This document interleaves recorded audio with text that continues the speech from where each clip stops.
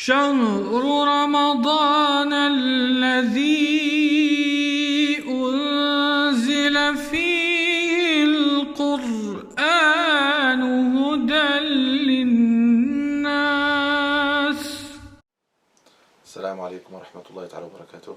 بسم الله الرحمن الرحيم، والصلاة والسلام على أشرف الأنبياء والمرسلين سيدنا محمد وعلى آله وصحبه أجمعين.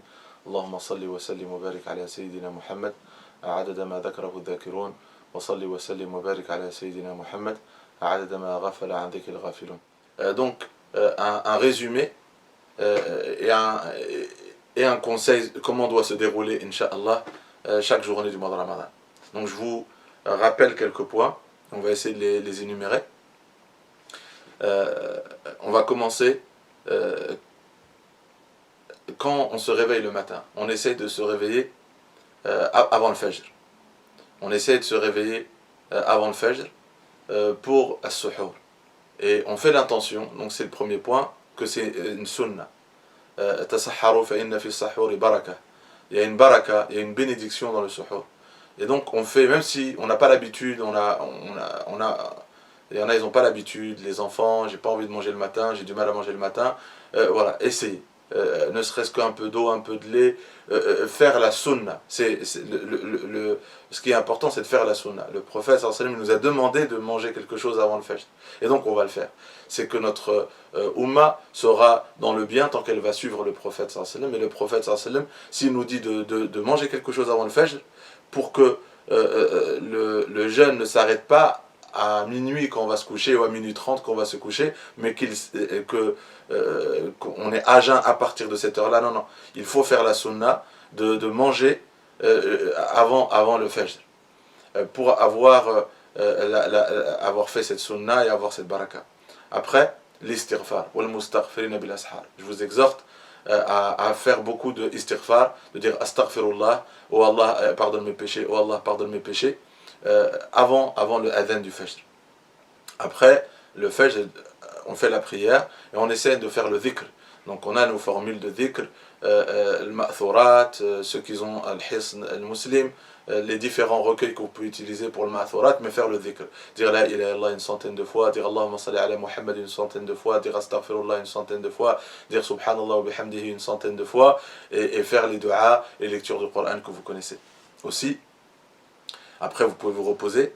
Dans la journée du jeûne, essayez d'avoir un programme spirituel, des rendez-vous, si vous faites des cours, si vous avez des rappels, et en plus de ça, lire le Coran en abondance. Faire beaucoup de Coran. C'est le mois dans lequel le Coran fut révélé. Dans la Sunna, il est recommandé.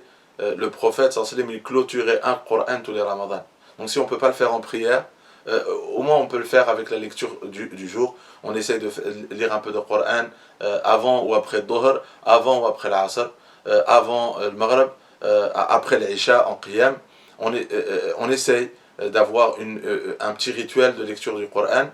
Une page en moyenne c'est 2 minutes. On peut faire donc 10 minutes à al-Fajr, 10 minutes à al-Dhuhr, 10 minutes à l'Asr, avant le Maghrib une dizaine de minutes, et après l'Isha une dizaine de minutes avant de dormir. Et voilà, et ça vous fait une cinquantaine de minutes. Ceux qui peuvent faire plus, d'essayer d'avoir un rapport avec le Coran et de l'intensifier dans les 10 dernières nuits de Ramadan. Donc, on a dit as-suhour, lire le Coran dans la journée. Après, avant le Maghrib, avant l'iftar, pendant 15-20 minutes, de s'asseoir et de faire dua. Que ce soit un moment de dua. Inna lis-sa'imi 'inda fitrihi da'watun la turad. La dua, elle est exaucée au moment où on va rompre notre jeûne. Donc 15 minutes, 20 minutes, 30 minutes de faire dua en abondance avant l'adhan du Maghrib. Après le Maghrib, c'est de manger le plus rapidement possible.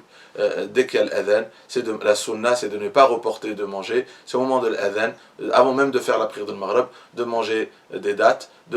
On sait la sunna de manger du sucré, de manger des dattes, c'est très bon pour la santé. Et c'est aussi une sunna. Et de boire de l'eau, de faire la prière et après de manger convenablement, Inch'Allah.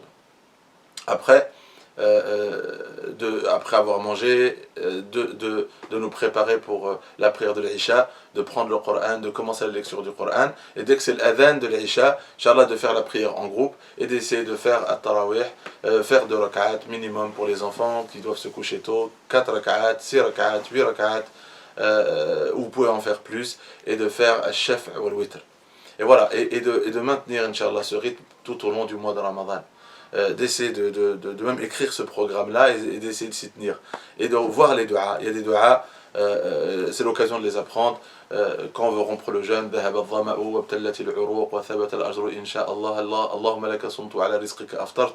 c'est de regarder la traduction, que les enfants puissent dire ces du'as avec la traduction, que la soif qu'on endurait, elle est partie, et quand on mange, voilà nos veines, et c'était parce qu'on s'est abstenu de manger et de boire, voilà, on s'est affaibli, que maintenant quand on va manger, le sang va couler dans nos veines, mais la récompense va rester. Si la soif va s'arrêter, la faiblesse va s'arrêter, la récompense, elle, est inscrite et va être éternelle. Allahumma laka sumtu wa ala rizqika aftartu. Oh Allah, c'est pour toi que j'ai jeûné, pour personne d'autre. Wa ala rizqika aftartu. Et quand je vais rompre le jeûne par la nourriture, c'est ta subsistance. Et de reconnaître cette faveur. Quand on voit cette date, le jeûne nous rappelle la valeur d'une date, le jeûne nous rappelle la valeur de la nourriture. Quand on a soif, on connaît la valeur de la boisson. Quand on a faim, on connaît la valeur de la nourriture. Et au moment où on va manger, on se rappelle que c'est un bienfait qu'Allah nous a accordé. Et beaucoup de gens dans le monde sont dans le besoin. Et même ici au Havre, et dans toutes les villes, même dans les pays riches, on voit qu'aujourd'hui beaucoup sont touchés, beaucoup ne mangent pas à leur faim. On a un problème, pas que sanitaire, mais on a un problème alimentaire. Et c'est aussi le mois de la générosité. On doit penser, quand on a une table garnie, à ceux qui ne l'ont pas, et essayer, Inch'Allah, de faire l'aumône en fonction de ses capacités quotidiennement.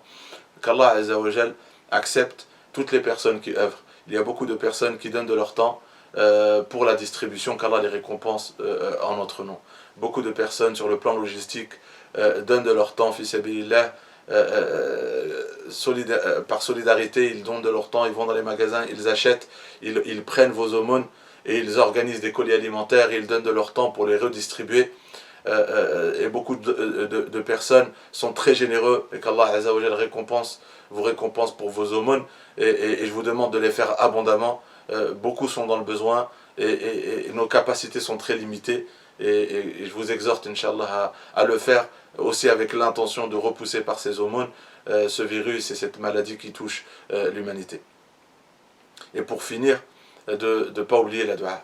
Inch'Allah, dans la dua, demandez à Allah pour vous, pour vos parents, pour vos familles, pour vos épouses, époux, pour l'humanité, de demander à Allah, au moment de la rupture du jeûne, la guider, la paix, pour toutes ces guerres, qu'Allah descende la paix, qu'Allah, pour toutes personnes perdues, qu'Allah les guide, pour toutes les personnes inscrites en enfer, qu'Allah il efface leur nom de l'enfer, en les guidant, en leur accordant un retour vers lui sur le droit chemin, un repentir sincère.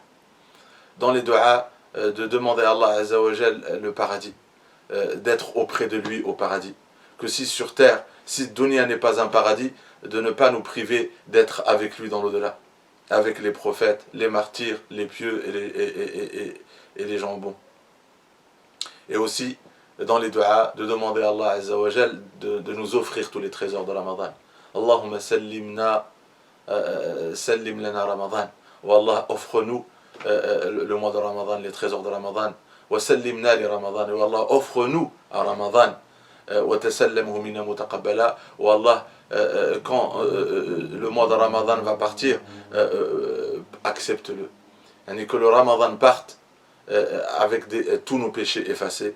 Que le Ramadan parte avec en nous avoir offert un repentir sincère, un retour vers Dieu sincère, et nous avoir inscrits parmi les gens pieux.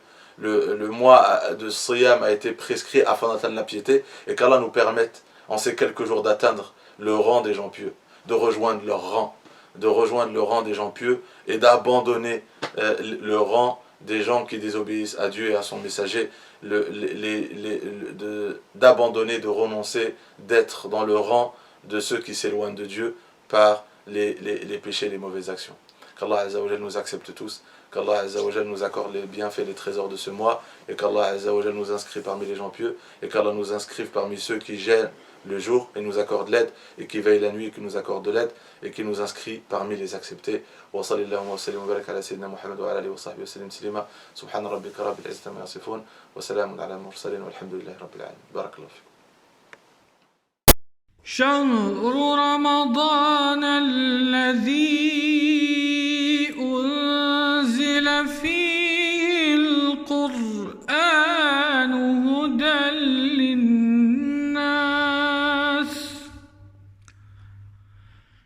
هدى للناس